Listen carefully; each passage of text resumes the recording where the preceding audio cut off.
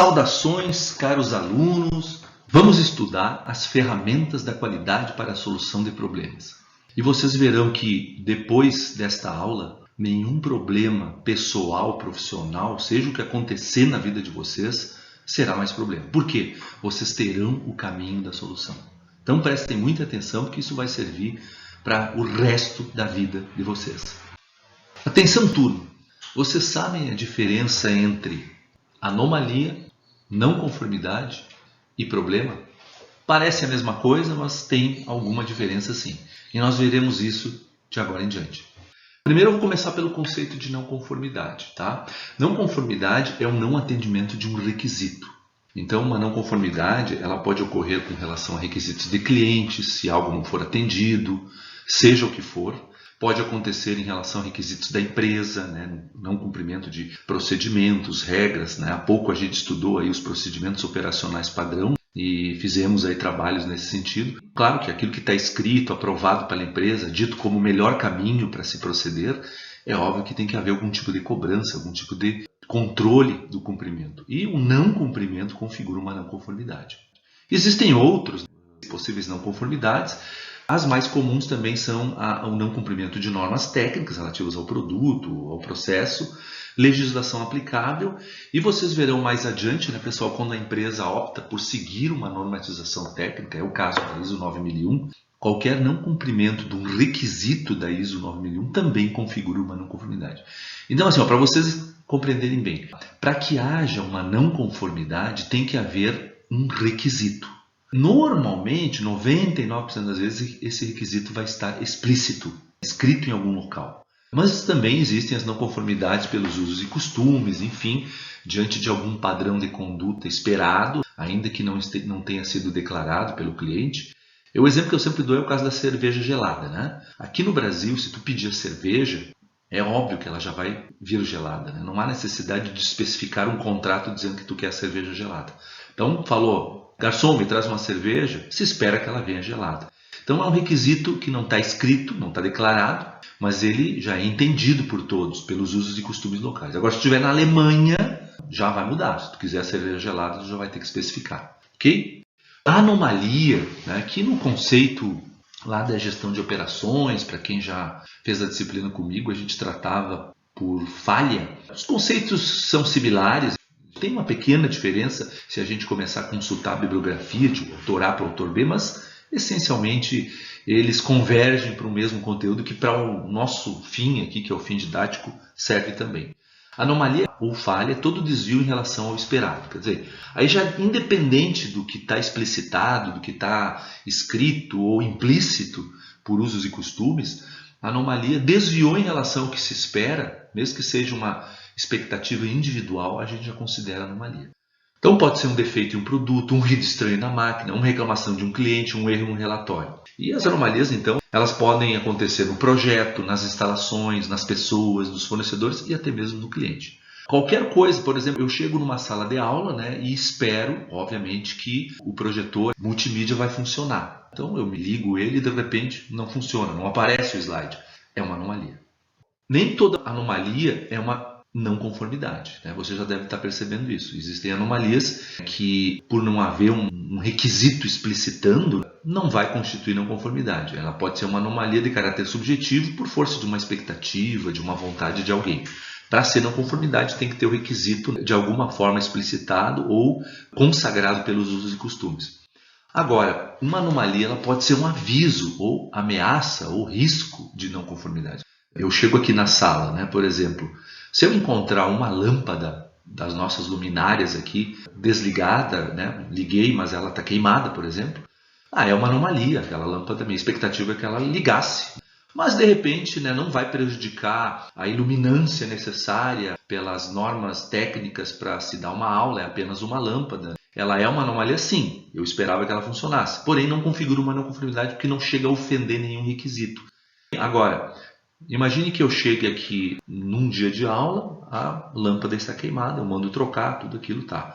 No segundo dia de aula, a mesma lâmpada está trocada, eu já começo a desconfiar. E chego num terceiro dia, também a lâmpada está queimada. Quer dizer, provavelmente existe alguma não conformidade que está associada, de repente, às instalações elétricas, e para as instalações elétricas existem normas técnicas, existem regras de engenharia, então pode haver sim aí já um aviso, uma ameaça de não conformidade. Embora, né, seja uma sucessão de anomalias repetidas, eu vou já considerar a possibilidade de investigar uma não conformidade. A gente só tem os 5 sentidos, né, para detectar anomalias. O paladar, a visão, o olfato, a audição e o tato. Né? As anomalias elas estão à nossa volta. Né? Qualquer coisa que a gente espera e não acontece, e isso a gente detecta pelos 5 sentidos, vai constituir uma anomalia. Então, a comida não está boa do jeito que a gente queria, é anomalia. Encontrei um vazamento no banheiro, é uma anomalia. Senti um cheiro de queimado, é uma anomalia. Tem um barulho estranho no equipamento, está muito frio ou está muito calor na sala. Tudo isso aí, pessoal, são exemplos que podem ser enquadrados nas anomalias. Então, vocês veem que os 5 sentidos são a nossa principal ferramenta de detecção de anomalias. Né? Quando a gente treina as pessoas nas empresas para trabalharem esse conceito, né, a gente começa por aí mesmo, né, dizendo para eles, olha, vamos usar bem os nossos 5 sentidos. E qualquer coisinha, né, registrem quando for de uma importância maior para a gente poder ver se é um problema prioritário ou não. Bom, pessoal, já dei uma dica há pouco, né? Então, problema é todo resultado indesejável de um processo. No mundo das organizações, no mundo dos processos, a gente falou bastante de processos nas últimas aulas, vocês viram, a gente tem sempre uma expectativa de resultado, né? Então, por isso que a gente define lá os indicadores de desempenho, todo indicador tem uma meta numérica, né? Então, a gente, obviamente, espera que o nosso processo atinja seus resultados.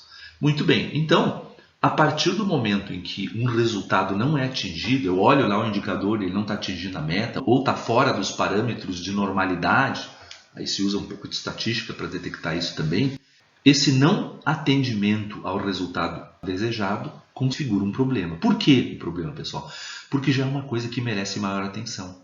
Então, a gente, quando define os processos, quando define os indicadores, a gente já está explicitando antecipadamente, vocês viram isso lá nos fluxogramas e nos POPs, a gente já está dizendo assim, ó, eu quero que isso aconteça. E mais, eu quero que gere este resultado na satisfação do cliente, na redução dos custos, no cumprimento dos prazos. Então já há toda uma expectativa de resultado a ser entregue ali. Não atingir o resultado, já está aí uma prioridade. Se lá atrás eu disse que aquilo era importante, toda vez que eu não atendo aquele resultado, passa a ser um problema. Está tocando o telefone aqui, mas eu não vou atender, porque hoje eu estou só dedicado a essa explicação para vocês. Eu estou aqui na minha sala, no meu escritório. Então, não se preocupem, o que interessa agora é essa aula para vocês. Bom, pessoal, exemplo, né, de um problema, receitas abaixo do previsto no processo de vendas. Eu tenho uma previsão orçamentária de receitas, que é decorrente, então, de todo o meu esforço de vendas, né, tá isso configurado no meu processo, não consegui atingir as metas de receitas, automaticamente estou com um problema, e nesse caso é um baita de um problema. Por que algumas vezes não conseguimos resolver os problemas de nossa empresa? Ah, isso é um mistério. A explicação passa pelo seguinte, pessoal, a nossa competência para resolver problemas ela está limitada ao conhecimento que nós temos dos nossos processos e das suas interfaces com os demais processos, dentro e fora da organização. Daí a importância de nós fazer todo aquele trabalho que a gente aprendeu lá na padronização de processos, né? Define os processos. Com isso, tu conhece melhor eles. Tu vai ver gargalos, vai ver virtudes, vai ver coisas não tão boas, mas tu conhece. E se aquele for o melhor caminho, ainda que não seja o supra-sumo, é o caminho que a empresa optou. Quando eu conheço isso, é óbvio que eu formo uma competência em cima disso aí. Eu acumulo conhecimento, eu começo a entender várias coisas e vou aperfeiçoando isso. Mas, muitas vezes, a gente se depara com problemas que estão fora do nosso conhecimento. A gente tem que ter uma humildade de reconhecer. Então, pessoal, é muito comum, em situações mais complexas, a gente ter que recorrer ao conhecimento externo, tudo para solucionar os nossos problemas. Outra coisa importante que as pessoas às vezes negligenciam, né? O pessoal é meio apressado, às vezes quer resolver o problema de qualquer jeito. No mundo da gestão, a gente não permite esse tipo de postura. Então, resolver problemas requer método de análise, a gente tem que ter bons métodos para analisar o problema, vocês vão aprender eles aqui. E é óbvio, né, pessoal, a partir da proposta de solução, a gente tem que ter capacidade para implementar essas soluções. Ou seja, a proposta tem que sair do papel. Depois que a gente fez uma baita análise no detalhe, usou tudo que é ferramenta, trabalhou com as pessoas que mais entendem daquele processo, daquele problema, propusemos um plano de ação, o que deve acontecer? A ação. As pessoas têm que implementar o que está ali, o que prometeram fazer. E se a gente não investe esse tempo, tanto na análise quanto na implementação, e é um investimento, porque eu quero me livrar de um problema, então é para o futuro também, não é só para o presente. Se a gente não faz isso, não tem solução eficaz. Tem um outro questionamento. Anomalias e não conformidades são problemas? Aí, tradicional resposta, aquela que nos coloca no limbo, né? Depende. Por quê? Caso não haja regulamentação externa, a empresa é que define quando as anomalias e não conformidades tornam-se problemas. É óbvio que, né, diante da quantidade de anomalias que vocês já viram, né, já que tudo que os 5 sentidos pegam pode ser anomalia, e as não conformidades, um monte de requisitos legais, internos e externos que a gente tem para cumprir, se tudo eu transformar num problema, realmente a minha empresa vai virar uma confusão, é muito problema para resolver. Então a gente começa a criar critérios para definir prioridades, qual problema eu vou resolver primeiro, se a anomalia será realmente alvo de atenção ou não. Tudo isso a empresa define. Agora, claro, quando existe uma lei, a gente também traz alguns exemplos lá da gestão ambiental, né? Se eu tenho um parâmetro na qualidade do meu efluente, lá na saída da estação de tratamento de efluentes da minha empresa, por menor que ele seja, por mais insignificante que ele seja, não muda nada na minha vida, mas a lei define que ele não pode passar de 5 ppm, ou de 5 qualquer coisa, para quem não entende tanto dessa parte, eu não vou poder passar desses 5. O limite é 5 e sendo importante ou não sendo importante, não interessa o meu julgamento da importância disso aí. É lei, a gente cumpre. Porque quem definiu isso? A sociedade, né? E nesse caso, o bem comum, a sociedade fala mais alto. Mas, não havendo regulamentação, quem define é a própria empresa. Tá? E os critérios aí têm que ser objetivos. Não pode botar uma coisa nebulosa lá, senão o pessoal se perde. Tem que ser, preferencialmente, critérios numéricos ou de fácil apreciação e interpretação.